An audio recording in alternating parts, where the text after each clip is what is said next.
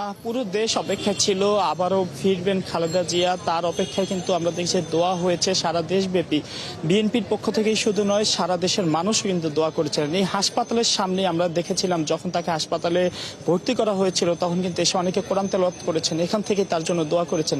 তবে সৃষ্টিকর্তার যে এই পরিকল্পনা তা কিন্তু বোঝা মুশকিল।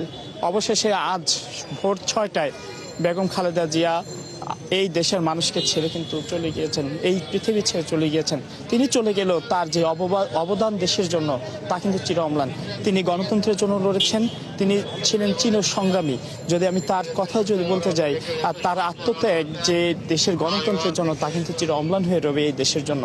স্বাধীনতা যুদ্ধ থেকে তিনি শুরু করেছিলেন সেই যে বীরাঙ্গনা খেতাব, এরপর আমরা দেখেছি যে স্বৈরাচারের এরশাদ পতন আন্দোলন, এর মধ্যেই কিন্তু নিজের স্বামীকে হারান, 2 সন্তান নিয়ে তিনি যে কষ্টটা করেছেন, তিনি কিন্তু সেই লড়াইয়ে জয়ী হয়েছেন।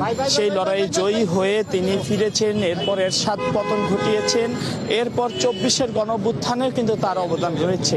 আমরা দেখেছি যে দেশের গণতন্ত্র যখনই পড়েছে কোনো ক্রান্তি লগ্নে তখনই তিনি দেশের যে হাল ধরেছেন, দেশের গণতন্ত্রের জন্য তিনি লড়াই করেছেন। তবে শেষ লড়াইয়ে কিন্তু অবশেষে তিনি দেশের মানুষকে ছেড়ে বিদায় নিলেন। এই শেষ লড়াইটা কিন্তু আর তিনি ফিরতে পারলেন না। আজ সকাল পরে কিন্তু তিনি এই দেশের মানুষকে ছেড়ে চলে গিয়েছেন। এবং এখন কিন্তু আমি যদি বলি, এবার কেয়ার হাসপাতালের সামনে কয়েক স্তরের কিন্তু নিরাপত্তার ব্যবস্থা গ্রহণ করা হয়েছে। পাশাপাশি দেশের নানা প্রান্ত থেকে নেতাকর্মীরা কিন্তু এবার কেয়ারের সামনে আসতে শুরু করেছেন। তবে বিএনপির পক্ষ থেকে এখানে ভিড় না করার জন্য কিন্তু নির্দেশনা রয়েছে। পাশাপাশি যারা কেন্দ্রীয় নেতা বা দলীয় নেতা রয়েছেন তারা কিন্তু সরাসরি গাড়ি নিয়ে কিন্তু হাসপাতালের ভেতরে প্রবেশ করছেন।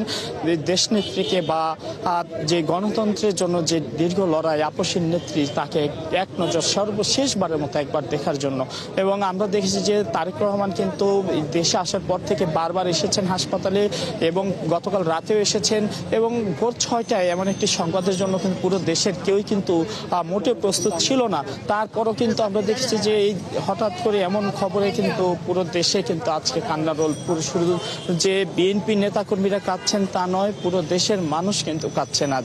এই একটি দিনের অপেক্ষা, এই একটি দিন তারা কখনোই দেখতে চাননি। বিশেষ করে এই সময়ে আমরা দেখেছি যে নেতাকর্মীরা তখন বলেছিলেন যে এখনই যেন খালেদা জিয়ার প্রস্থান না হয়, তিনি যেন আরও কিছু সময় যেন দেশের জন্য দিতে পারেন। তার এই যে এই ক্রান্তি লগ্নে তার নেতৃত্ব খুবই দরকার। তিনি আপসীর নেত্রী খেতাব পেয়েছেন, তিনি গণতন্ত্রের জন্য দীর্ঘ লড়াই করেছেন, সংগ্রাম করেছেন, তিনি জেলে গিয়েছেন।